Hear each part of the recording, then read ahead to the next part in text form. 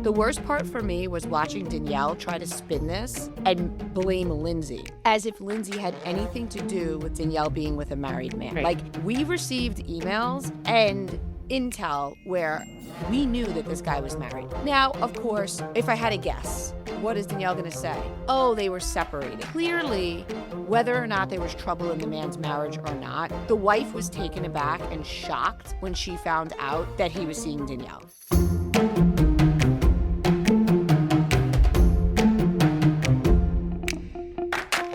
Welcome to Cocktails and Gossip, the podcast where we drink cocktails, but you better believe we're going to spill the tea. We chat reality TV, celebrity blinds, and the hottest tea from BravoandCocktails.com. And as always, it's all alleged and just for fun. We do not verify our blinds. I'm B. And I'm Amanda. Let's get into this week's tea. What's up, cocktailers? Hello, Amanda. Hi, B. Hi, cocktailers. I am wondering, okay, so B, you have been in Florida. How is it going? What are you doing? It's amazing.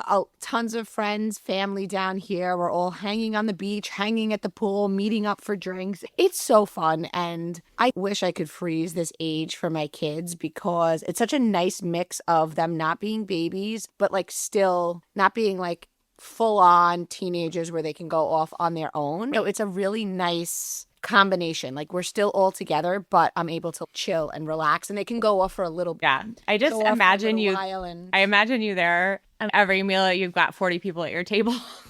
You know what? We tried not to go crazy this year, and we all have been doing our own thing for dinner, but there's still like groups of us. Yeah. You know what I'm saying? So fun. And then like we'll meet up and the kids will get ice cream. And because you know how Florida is, there's these little hubs, like Delray has one, Fort Lauderdale, Pompano, and they have a Kilwins, which is like an ice cream place down here, and a pizza place and like Mexican place. So it's like we can all split up and then meet up. Yeah, so fun. It's cool. It's very cool. I also wanted to mention tons of new cocktailers. Every week, Amanda and I do an extra pod that is only for subscribers. This week, we actually dropped it a little early, a day early, because there was just so much going on with the Summer House scandal that we wanted it to be fresh and out there. And it really is soup to nuts, and it's a lot of stuff, a lot of details that people will like to know. So a reminder, if you haven't joined and you've been considering, please do use our code MYTREAT, MYTREAT, first month $5. After that, it's $7.50 a month. With that, you don't only get the posts, you get the extra pod, you get our Discord channel where all of our cocktails chat with each other, you get a monthly Zoom with Amanda and I that is, in a word, wild, and a bunch of other goodies come with that subscription. It's not just posts, which I think is the confusion with people. Right. So many new cocktailers signed up and they're like, oh my God, I didn't realize that we get an extra pod and Discord and all of this. I'm like, yes, it's a whole shebang. Exactly. So yeah, and the people, I have to compliment this new wave of cocktailers because people have been coming in and immediately signing up for Discord, which is fantastic. And so we've gotten a bunch of new Discord voices and names and personalities, which makes it super fun because everyone's got like a slightly different point of view on a lot of things. And it's so interesting just to see what people are thinking really real time. Love it. So, guys, tooting our own horns, the In the City trailer, which is the spinoff from Summer House, dropped, and it featured posts from our website, BravoandCocktails.com. We will get to that in a little bit, but wanted to bring that up at the top because we're very excited and flattered to be featured on the show. So excited. So we have so far Real Housewives of New Jersey, Winter House, In the City, Summer House. It's adding up. I probably am forgetting a couple. And guys, you guys knew that Cringy Danielle would be back. Cringy Danielle, which... And we're going to get to all of that later, but we have to start with Rhode Island. I'm going to go,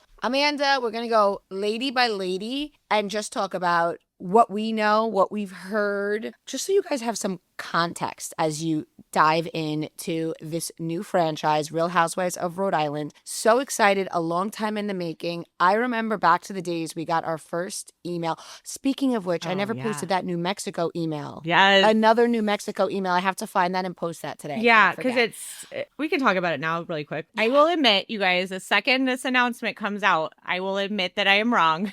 I'm not going to admit it yet because it hasn't come out, but we've been told that there will be an announcement about the Real Housewives of New Mexico. Notice it doesn't say Santa Fe or Albuquerque or wherever, just of New Mexico, that it will come out, they think, probably around Upfronts, which I believe is in May. And I have to post this because I'm going to read it very quickly. We got this a couple days ago, but the tea has been flowing. There's so much stuff we get that we forget to post. Also important to listen to the pod because we do always talk about it. Right. So from Princess Vicky of Gunvalson, email, not Vicky, @gunvalson.com. Oh, remind me later. There's something I want to chat about with Vicky. Okay. Some tea there. I'll make a note. Real Housewives of New Mexico announcement is imminent. Casting for Real Housewives of New Mexico is being finalized, and I am losing my mind. This is happening. Real Housewives of Rhode Island's reception did what it had to do, and Bravo got the memo. Random cities are the key of success. Salt Lake, Potomac, and now Rhode Island. They always go harder than anywhere else, and New Mexico is about to make them all look tame. Old money versus new money. Art world drama. Green Chile, Dynasty Wives. Catholic guilt meeting Christian healing at the reunion table. We are so fed. If all goes well, expect an announcement around NBC upfronts. Love it. Oh, it's so exciting. I'm so excited. I am ready. Before we get into all the ladies of Rhode Island, I know that I first had the thought, I know most people have had the thought that it's a little hard to tell everybody apart because they are all brunettes. We did a graphic at bravoandcocktails.com. So just go to the site, just search Real Housewives of Rhode Island or just Rhode Island, and it should pop up. But we did a little graphic to help you remember and to help you tell apart who everybody is. And I will make sure to repost that every time the days the show Rhode Island airs. I have to say, I don't know if it's because I'm very used to being around Italians and Greeks and kind of women who look this way, but I didn't find it so hard. I do think Liz looks a lot like Dolores, but with a different shape face, more angular. Yeah. And Dolores is more round. They really look alike. You do have to do a double take in some scenes, but you can tell them apart. You know who I get confused sometimes and have to really look is Rosie, the reporter, and Kelsey, the sugar baby. Those two. And one has blue eyes. It's like a Jesse and Demi thing from Season. Yeah. I was much more confused with those girls than I am with the Rhode Island housewives. I don't know why. You still can't get over it. I can't. It's the hair. Years later. I can't. Okay, so we're going to start with Liz, Elizabeth McGraw. She is described by Bravo as Rhode Island's cannabis queen. She co-owns and operates a dispensary with her husband, Jerry. She is a social force dominant figure in the state's social scene. She is married 11 years and stepmother to Jerry's 3 daughters. One of the daughters is newly pregnant, and we see the family celebrating at the grandparents' house. There are rumors of a torrid affair that she has firmly denied with a man named Dino, who she describes as being like a little brother and explaining that she leans on him for support while her husband is away. Okay. Liz is also shown dropping major allegations to production about Rula's husband's affair. Also about this guy Dino, a cocktailer brought to my attention. His baby mother is Erin also Hernandez's. Yeah. Who was a patriot who is now dead, and because he went to jail for murder. Yeah. Yeah.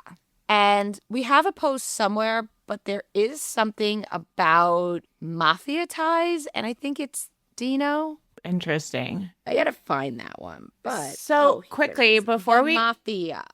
Well, while you're looking that up, and before we move on, do you think that if you found Liz did in your social media a picture of somebody you know's husband kissing them, don't you think you would tell somebody? I would.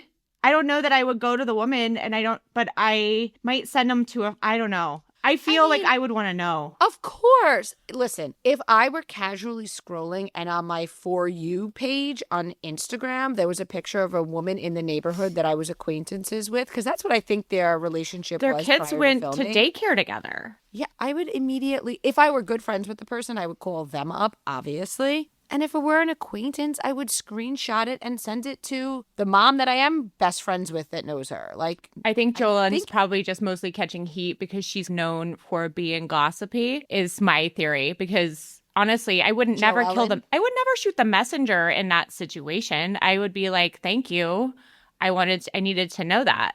I don't know. 100%. Regarding the mafia one, I didn't put the person's name in this. One of the Rhode Island women filming has connections to the mafia. Her godfather was John Gotti. I asked her if it was Junior or Senior Gotti. She's not sure. Okay. I guess this is whoever's telling her. She ships in palm trees and puts them around her pool in the summer. She lives in North Providence in a raised ranch.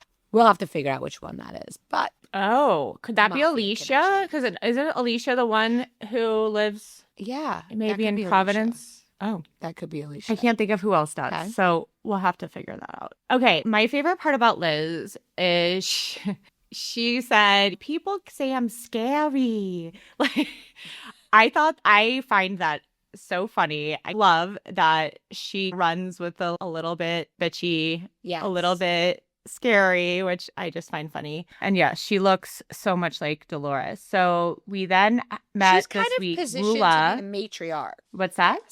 I said Liz is positioned to be the matriarch. I think she's the eldest. She seems like the boss of the group. Yeah, definitely. So we have Rula, who we met this week. We've known about her for a while because we've been getting lots of tea on her. She is a certified financial planner and wealth manager and mother. We will see more about her Lebanese roots, her family focus, her high professional profile. We're going to see her storyline about the rumors around her husband, Brian Ponarelli, the podiatrist, that he did have a mistress, may still have a mistress. It's told to Rula on camera. We're hearing about this. We had intel because apparently there was a big blowout fight about this topic during filming. And we shared this back in October in Cocktail Party, but to remind everyone, Rula's husband was arrested on October 3rd for domestic violence. He was processed, arraigned, and released pending a future date. The update to that is that he was accused of placing an electronic device without consent. It was on his wife's car. He's a podiatrist in North Providence, although the ladies think he's doing more than feet. Social media pages connect him obviously to Rula, it's his wife, and court documents show she filed a no contact order. This is all back in October. So the update to that is that her husband was with her at her first Watch What Happens live appearance this week or last week. And a friend of theirs reached out to say they're fine and happily still together. This was a while ago. Rula didn't realize it was a domestic offense, but she found the tracker because she had to take it to the state police. No consent is automatically filed once it's a domestic charge. A mess. A whole mess. Sorry, I don't care if they're doing fine now. It is incredibly messy. And prior to this, I did not realize that putting a tracker on a car is a domestic violence offense. And as a matter of fact, my cousin, shout out to my cousin, she'll know who I am, joked about one of her friends saying that she were going to do that to an ex. And I was like, no, don't do that. She will be arrested. It's a domestic violence offense, at least in Rhode Island, I assume in New York. I don't know, but not a good idea. Yeah, definitely don't do that. Okay, so then we have Kelsey, who is the sugar baby, as I mentioned to earlier. She has also done a lot of pageant stuff. She was former Miss Rhode Island. She also works as a makeup artist and beauty pageant alum, I'm guessing coach. She has lived for almost 10 years in a relationship with a much older, unnamed Rhode Island figure. But of course, we cocktailers know who he is. So his name is John Caprio. His father is the late Judge Frank Caprio. If you guys, you'll know who he is. If you think about social media clips where somebody is struggling to pay a parking ticket or whatever, and because they're down on their luck, and he's been known as the kind and for forgiving judge. Their whole family has a law firm in the area as well that I believe John's daughter is involved with as well. John, the boyfriend, also has another girlfriend, and he lives with the other girlfriend the other half of the year in Miami. So far in the first 2 episodes, rumors are going around that Kelsey also has another boyfriend. We love mess.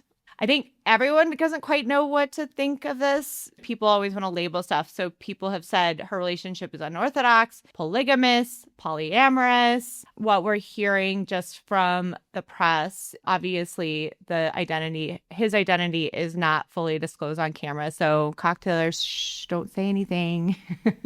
His name's a secret. Well, apparently on social media, he and his daughter are denying it, but it's okay. The home is likely in his name. She's living there. Yeah. Who else could it be? It seems silly to deny it. My guess is by next season, they're either not together now or won't be next season, is my guess. Yeah. I find it odd, and I think she's pretty honest, where she's, listen, I was 19. He has taken care of me for 10 years. I live in this gorgeous house. As I'm now approaching 30 or turned 30, I want my own man. I want a monogamous relationship. I want all of those things. Mm-hmm. So I do think that this relationship is on its last legs. If it wasn't already over, like maybe he was still letting her live in the house. I think next season, if she's back, she won't be with this guy. Yeah, I would agree. Respect to her for realizing what she wants and that she's probably not going to get it from her current situation. And I was thinking like, wow, it's crazy. But then I was like, if you're 19, I've seen pictures. The guy is handsome. I know they say a huge age difference, but He's good it's not like looking. he's 70. Yeah, he's good looking, like older than her guy. And he gives you this glamorous life. And that's like cool when you're 19, 20, 21. And then all of a sudden, on the back end of your 20s, you're like, wait, all my friends are getting married and buying homes with their spouse. And my guy's gone half the year. I'm so curious if she went into that relationship knowing that he would only be there. It sounded like he was very upfront about it. Yeah. We also don't know the way it's evolved Right. over 10 years. Like maybe for the first couple, he was more into just her. And then he was like, listen, I don't really do this one gal kind of thing. So I'm going to head to Miami. And it's also Miami. I just know as a New Yorker, there's so much crossover with Florida. So many of my friends are down here that it's not like he's in another country. It's like you're in Miami. It's not far. Right. I don't know. Right. But it's also all out in the open, and the other woman knows, and she knows. So then we have crazy. Joellen Tabiri, self-described town gossip. Her career is in aesthetic practice development. She works in medical aesthetics. She's married to her high school sweetheart, Gary Tabiri, 3 kids. Joellen is shown as the group's information hub. She writes, directly raises some of the anonymous question in group games, and is implicated in circulating photos and rumors about other people, which leads to feuds. Joellen has unresolved mother issues, and she is the one who tells it like it is, and also, we're told, will create on-camera conflict. Apparently, her sister also dated her husband before she did. There are swinger rumors, but I will tell you that people from the area have reached out to tell me that they don't believe the swinger rumors are true. Yeah, there's something about Joellen that I really like. I can't really quite put my finger on it yet. I think she seems very smart and very confident. Maybe that's what I'm attracted to in her. I was actually cracking up at her mom watching her kids. I have had friends who have struggled with that with their parents. Some grandparents are hands-on and want to take the grandkids for a weekend. Some are definitely not. And Joellen's mom just seems a little lost when it comes to that. And I can understand how that, coupled with Joellen's own upbringing, and she even said her grandmother didn't really have the maternal bone either. Yeah.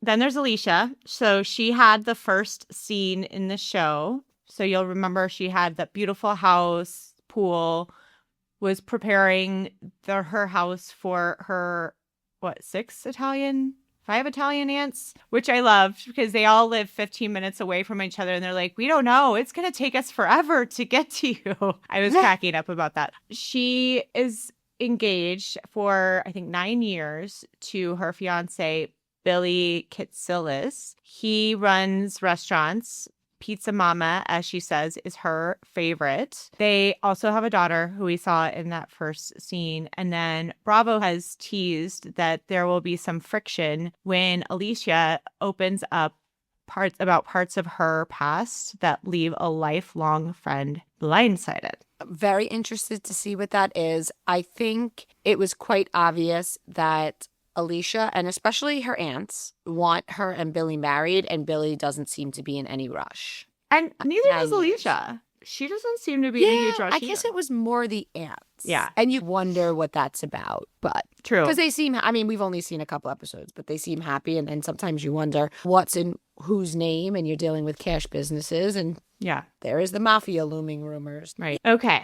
Next. Then we Rosie. have Rosie DeMar, former Rhode Island TV news and traffic reporter turned local lifestyle host and media personality. She is married to Rich. Early episodes feature Rosie being asked to address long-running rumors about her life, including a specific rumor teased as, "Did you have sex with the coach?" So we, of course, have intel on this in our subscription site. I'm not sure if they'll bring it back up, but the basketball coach rumor they brought up in the episode this week Right. is a big deal around these parts, according to some of our sources. And there was a huge scandal with her and the Friars men's college basketball coach. He left and moved cities after years of being a committed local. So the specific intel we got: caught in a big cheating scandal, Rosie's name was involved, although she's denied it on the show. Coach now works for Georgetown because rumor is his wife made him move out of the state, or the wife was leaving him. Very interesting to see if this rumor comes back up. Rosie's also involved in fights over gossips, and she questions other cast members' relationships. Yeah. Interesting. And isn't it Rosie who, she married her sister's boyfriend? Yeah, there's a lot of that kind of stuff here. I mean, I guess Rhode Island is really small. Yeah. So then we've got Ashley Iaconetti. Those of you who knew her from her Bachelor and then Bachelor in Paradise days, that's where she met Jared. I did watch that season of Bachelor Paradise, and it was a little sad because Ashley was like, "I'm only here for Jared." Jared kind of went back and forth with her, but then eventually came back to her, and they've been together since. So she's an influencer and podcast host. She moved to Rhode Island, so she's new to Rhode Island because Jared is from there. They co-own a coffee shop, which shout out to Janet Rhymes with Planet, one of our Discord cocktailers. She went and took pictures because she lives in the area. So this coffee shop seems to cause some stress in their relationship. They've got young kids. So her transition from Bachelor Nation to the Housewives world is her storyline. She has also drawn some criticism for putting her son on one of those toddler leashes. I guess he's a runner. She's definitely a crier. I really like her, though. She seems so genuine and sweet. And this might surprise you. She has a very big social following, 1.2 million followers on Instagram. So for just some context for you guys, that's more than Lindsay Hubbard has. That's more than Amanda Batula has. That's more than Sierra has. And I think that this show will help her engage those followers. And it seems like I can't tell if they're complaining about finances or they're just complaining about the coffee shop itself not making enough money. Because if she has that many followers and she's an influencer, I have to imagine she brings in a good amount of money. She obviously has a fan base, and now the show will bring in money and also relevancy, because you can have all these followers and then you're off the air for a while and people start focusing on people currently on the air. Right. The new bachelorettes and all that. She definitely is looking to engage an audience here. I'll be honest, I don't really see her as a great fit. The rest of them are all raised there, and whether or not they're good friends, they get it. Their accents are so heavy. I know that is rich coming from me, but they have really, I was watching it because obviously I'm down in Florida, and my nephew was mimicking them, and it was so funny. Are you going to talk about Rula today? Is she going to go to the car? Then we have Dolo, friend of, obviously, longtime New Jersey star. She appears, her connection is through Liz, and they're going to be shown exploring a business venture together. This was just a way to make us tune in. Yeah. So far, the consensus is old school housewife vibes, messy, wanting to make names for themselves, wanting to be the top dog. They all have something to hide. They all have scandal. All of it's getting exposed from what we're hearing. Right. I'm seated. Amanda, are you seated? I am definitely seated. I have to say, and I think this feeling has been echoed in that email that you read earlier about a new city. It feels fresh to have a fresh cast, fresh faces, fresh drama. And yes, it's not just light shade. There's cheating and all kinds of stuff going on, but I don't know. I'm really loving it so far. I was so excited just sitting down for the first episode because it's just so good. We put this in the newsletter, but it's been a really big couple of weeks just for Bravo fans in general, like Summer House scandal aside, because of all the new TV. The Valley is back. The last night's episode just aired. Kristen and Janet are still at it. So we won't cover everything that's happened in the last couple of days, but there's a couple of conflicts that we'll talk about. So I wanted to get your thoughts about this. So Brittany had a pool party at our house, like a kid's pool party, and she invited Janet and her son, and she invited Kristen and I think Luke and the baby. Brittany didn't tell Kristen that Janet was coming. Janet shows up. Kristen freaks out. Then Brittany didn't tell Kristen to stop freaking out. So Janet packs up her son, pulls him out of the pool. They both leave in tears.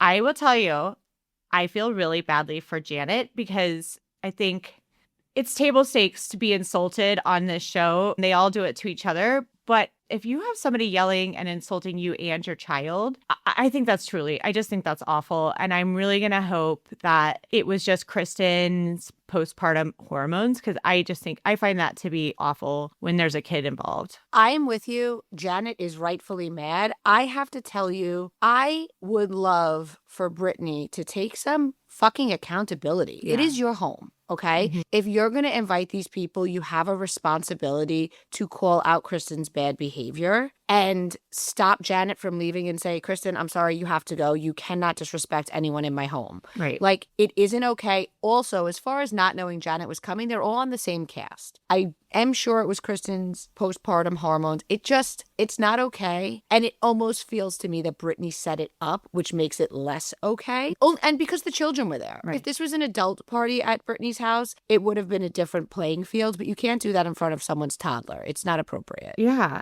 And the poor kid had to get pulled out of the pool and he was swimming. That's so sad. Meantime, at the party for the babies, Lala learns that it's possible that Luke, Kristen's fiance, might be Sosa's dad.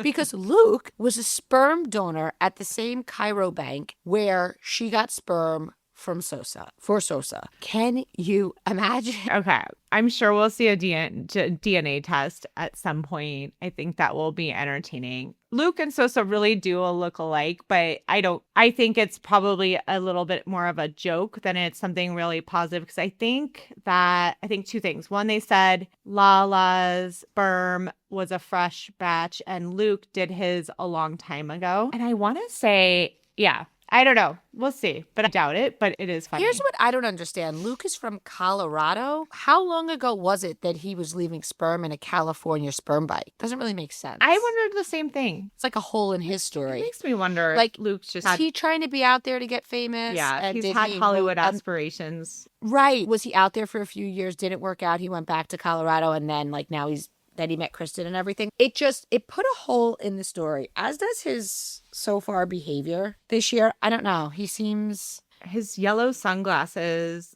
are giving Yeah. reality star. I'm a reality star now, like vibes to me Yes. too. Yeah. Yes. I don't know. You guys know we had come full circle. First we found Luke odd. Then we found him sexy when he was like fixing cars and taking charge. endearing. A nice partner. I won't go sexy.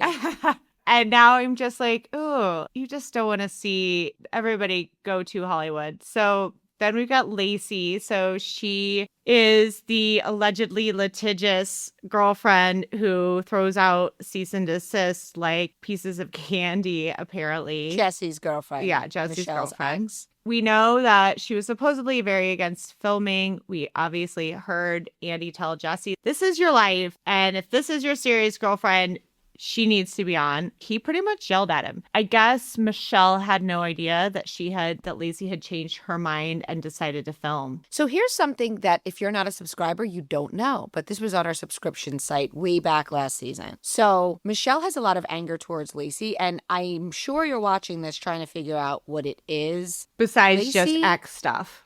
Yeah. Yeah. Michelle blames Lacey or blamed her for her breakup with Aaron because you see where Lacey shows up and production is like, why is she here? She doesn't want to be on camera and cameras are still up. That was their rap party for, I believe, 3rd season. It was before Aaron and Michelle broke up. Lacey, Michelle, Aaron, and Jesse got into it. Apparently, Aaron pushed Lacey or something of that regard to where production was like, this guy can no longer film. And subsequently, Adam dumped Michelle. And for a period of time after that, Michelle blamed Lacey. Now, did Lacey send a cease and desist to Michelle? Yes. I do see Michelle's point. Like, I'm on a reality show where my ex-husband's the cast. I'm going to discuss his ex-girlfriend. So I actually do see Michelle's point that it isn't really fair before Lacey was filming to send that. It's like, you can't date Jesse then because it's going to be discussed. Right. And Michelle never said her name. And Michelle can't be blamed for the fact that people like Amanda and I look into it and figure out who Lacey is and post it for you guys. And that's not the cast's fault. That's like, she just said who, you know what I'm saying? Because She that's just what's going on described her. in her life. So, yeah, I think, and she didn't say the name. We're just good at figuring that stuff out. But that's where the vitriol came for Lacey from Michelle. Of course, coupled with the fact that Michelle and Jesse have a very not amicable split and there's a lot of tension between them. But at the party, okay, Michelle didn't realize she was filming. Here she is. And Lacey came over for the sake of the kids, be polite. And Michelle she won't. At this point in filming, what we're seeing is she won't. She claims that Lacey is chaotic like Jesse. It just seems that she doesn't want to like her. But yet Michelle says to Lacey, I don't know anything about you. Which is it? Do you not know anything about her, or is she a chaotic, crazy, terrible person? A lot of you guys were in my DMs and the viewers seem to not be a fan of Lacey, which certainly isn't because Michelle's a fan favorite, because people have their own opinions on Michelle, but they feel like something's weird with Lacey. So this will be an interesting watch. I think most of the cast feels the same way, that they're not really completely taking to Lacey either. And that's how I am feeling about Lacey as well. I'm going to give her a chance, obviously, just not feeling super excited one way or another about her. And then the fact that Jesse and Michelle are still married and Jesse just needs to sign the paperwork. What the heck? Wild. Okay. Yeah, wild. So let's go back to where we started at the top of the pod. So the In the City trailer has dropped. Yes, Bravo and Cocktails will be featured. Danielle from Summer House is back. Nobody seems to want her there, fans and other castmates alike. But our theory is that when they started filming in the city last fall, obviously the Summer House chaos that we've been all living through over the last couple of weeks, that was not going on yet. And Danielle had a very juicy story at the time. So I'm going to read that this they post. knew about thanks to us, because they they knew reached about out thanks to us to and us. asked to use our post. Yes. So this is a post that we shared about Danielle being with a married man. Production reached out months ago, asked for permission to use the post. So we did know that it would become a part of the storyline. So if you're in our subscription site, you guys would have seen this. But what's so funny, like here's the email from She's a Mess, which is so funny because lots of people are a mess, apparently. Subject.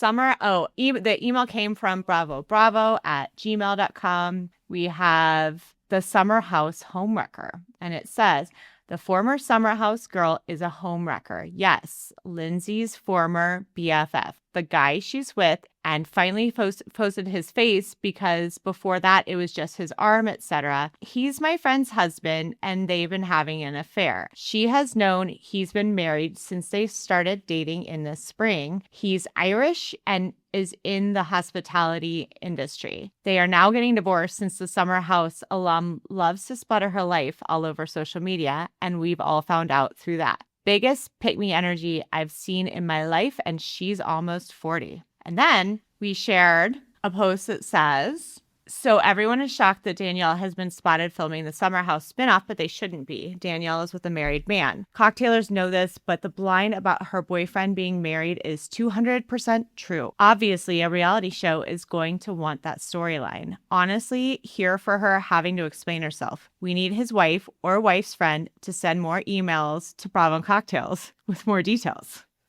And the worst part of the trailer, which, by the way, looks absolutely fire, and we're going to get to it. The worst part for me was watching Danielle try to spin this and blame Lindsay, as if Lindsay had anything to do with Danielle being with a married man. Right. Like, we received emails and intel where we knew that this guy was married. Now, of course, if I had a guess, what is Danielle going to say? Oh, they were separated. Clearly, whether or not there was trouble in the man's marriage or not, the wife was taken aback and shocked when she found out that he was seeing Danielle. So I really hope, and I feel confident that once she blames Lindsay, Lindsay's gonna, oh, you want me to dig? Then I'm gonna dig. You're gonna blame me anyway. So that's not the only juicy part of the trailer. We see Kyle and Amanda addressing their separation and impending divorce. An intense conversation. We're just all seeing Amanda in a different light, and this conversation was one where I was like, wow. Amanda says to him, if you come for me, I'll come for you. And Kyle responds, that would be a losing battle, prompting Amanda to ask, are you fucking threatening me? Whoa. As Tracy would say, my heart rate went like through the roof watching that scene. Because you guys will remember Amanda did not sign a prenup. So it does seem like she really could come for Kyle if she wanted to, but Kyle could really go for her. That's how not having a prenup works. Whoever edited the In the City trailer, I feel like they must have revised the trailer after the joint statement, because we see Amanda and West have a flirty interaction. She hugs him. She says, hey, cutie. And he responds with, hey, Mandy. Gag. Gag. Mandy.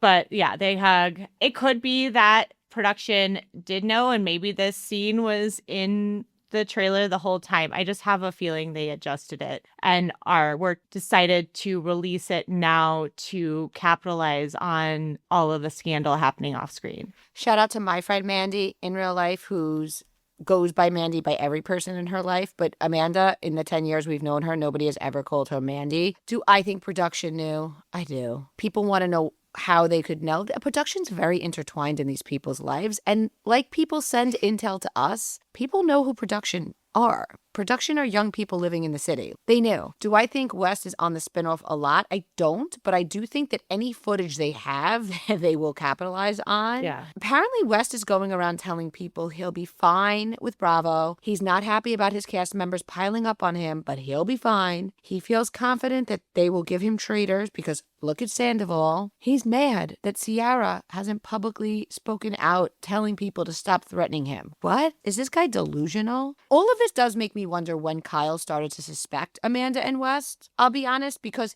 he has been in bars around town in Manhattan saying my wife is fucking West for a few months. So it's all getting, but let's get to the In the City cast. Okay, so we have Lindsay, we've got Kyle, we've got Amanda. They're leading the cast. So then, oh my gosh, will you help me with? Yes, we have Yvonne Nager. She is somebody that you always see in Lindsay's stories if you follow her on social. She's Lindsay's BFF, former VP of marketing at a high-profile nightlife empire. She is redefining her success after an unexpected layoff while facing tensions in her new marriage to Nick. Okay, what I was going to say, can you help me with the pronunciation of Danielle's boyfriend's name? Owen. So it's an Irish name. Okay. It's spelled E-O-I-N, but it's called Owen. Oh, I thought you meant Yvonne No, Nager. that's okay. No, Owen. That's going to take Oh, my wait. mouth a little bit of time because it looks like Ian, which is It what I was does. going to guess. Okay, so we've got Danielle Owen, Andrea, who we remember from Summer House, his now wife, Lexi. We've got Yvonne, who you just mentioned. We've got Nick, her husband, Georgina Fairzel, who I looked up. We'll talk about her in a second. Whitney Fransway, who was also, just like Ashley Iaconetti, on Nick Viall's season of The Bachelor. And she's Kenny Martin's girlfriend. Kenny Martin's girlfriend. She's the one who we see that was moved across country to New York to live with him. Gavin Mosley and Katie Arundel. So Nick, Yvonne's wife, is an entrepreneur. Husband. Did I say? I said wife. Yeah. Georgina, we won't go like too many details, but Georgina is, first of all, gorgeous. Looked her up. She is a dermatologist. She's a medical director of 2 different practices. She's a good friend of Lindsay. She is a single mother, and she is also preparing to launch her skincare line. Whitney, we just mentioned, Bachelor alum. She moved from LA to New York for Kenny. Kenny is a friend of Kyle's. He's an investor in Loverboy. He's a real estate investor. What'd you say? Who isn't an investor in Lover's Boy? Seriously. He is known as a blunt truth teller. Gavin Mosley, a fixture in New York City nightlife, who has launched several successful bars. He's described as a quintessential New York bachelor who avoids settling down. And that makes sense, right? Because Yvonne worked in nightlife, and Lindsay used to do PR. So this all makes sense that they knew each other. Then there's Katie Arundel, who is Amanda's childhood best friend. She is not afraid to go toe-to-toe with Kyle. She's got a ride or die loyalty to Amanda. But she is apparently friends with Danielle too. So that'll be interesting.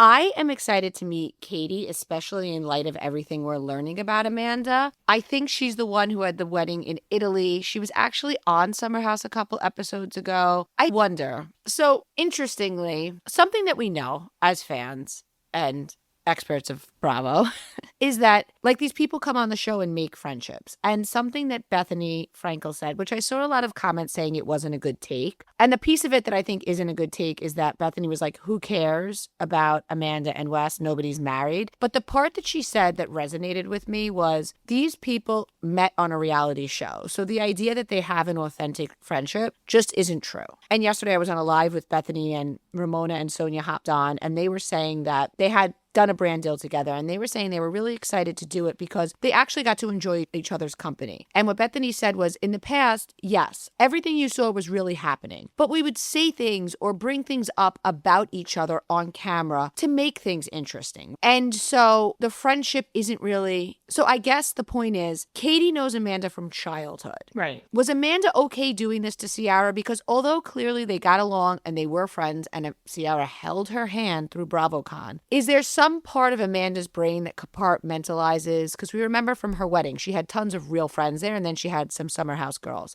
Is there a part of her brain that compartmentalizes, and it's almost like, yeah, when they're filming, they love each other, and when they do press and everything, but really her real friends are Katie and those people, and not Ciara, Paige, and Hannah. Because if you listen to Ciara, Paige, and Hannah, Paige and Hannah, they said Ciara is our real life friend. Yeah. And so then it calls into question, because the relationship with Kyle did cause so much friction and so many people did have issues with him. That was Amanda in a different compartment. Like, am I making sense? No, it does. And I'm not saying what she did is okay.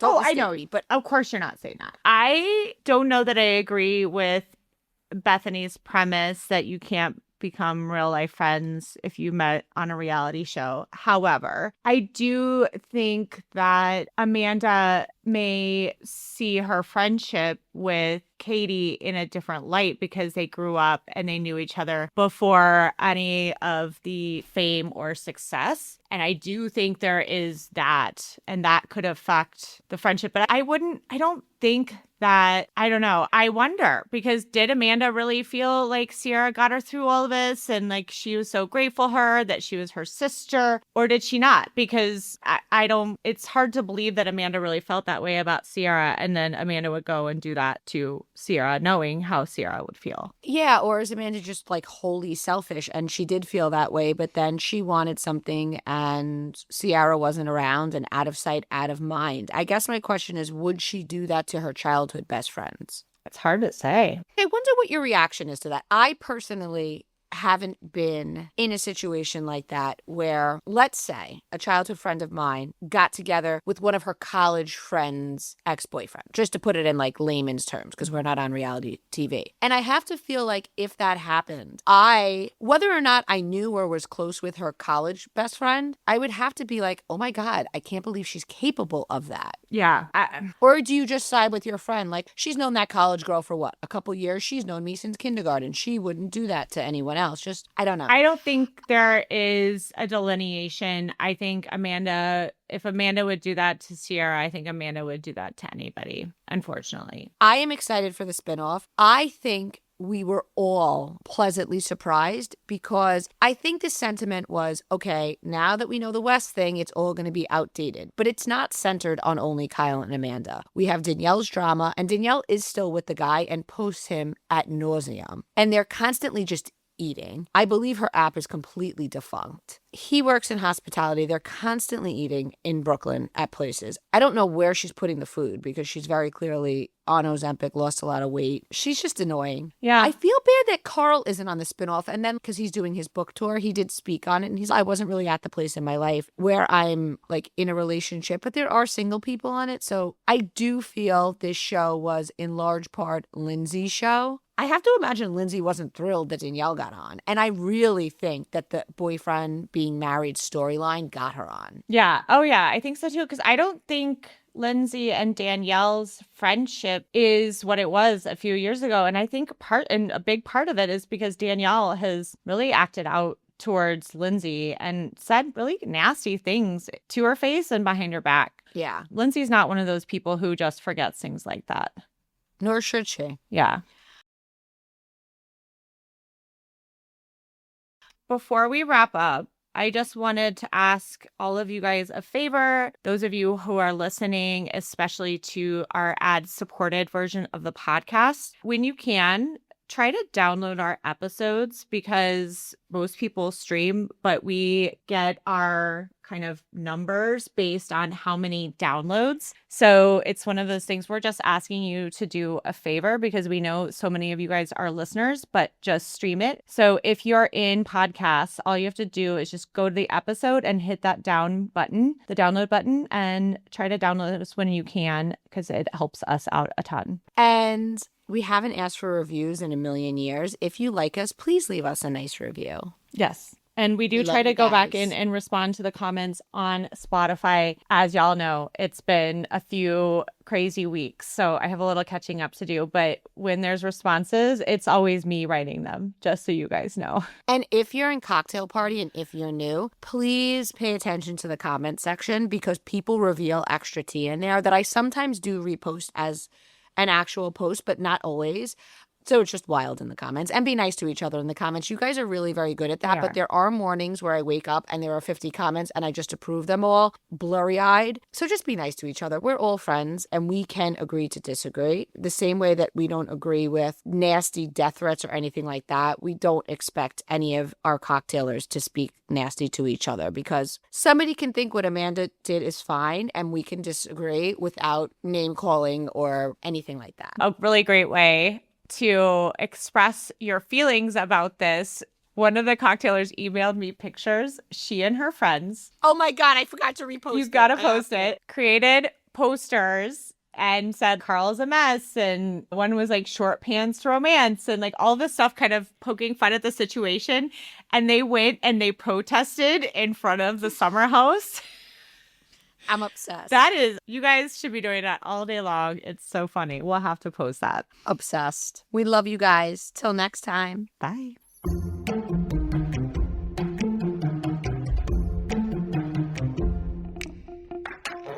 What's up, cocktailers? We want to thank you, as always, for listening to Cocktails and Gossip. Because of you, we've hit some amazing milestones, had some hilarious conversations, and have grown a truly amazing community. If you haven't already followed our podcast, hit the follow button in the top right of your Apple Podcast player, the follow button under the show logo on Spotify, or the subscribe button on Google Podcasts. We thrive on you, our audience. So make sure to tell all your gossip-loving friends about us too. And if you want to get all the tea, join our membership cocktail party by going to bravoandcocktails.com/join. Our members get access to the exclusive tea we post, the weekly podcast without ads, plus another additional bonus podcast every week. And of course, members also get to join us on our monthly live cocktail party Zoom, where we talk about the latest tea and even share tea that's just too hot to put in writing. Last, but maybe best, our members get access to the Cocktail Party Discord, where you can chat with Amanda, me, and all of the other cocktailers as well. There are always some great combos and hilarious comments happening in Discord. Thank you guys so much for listening. We appreciate you.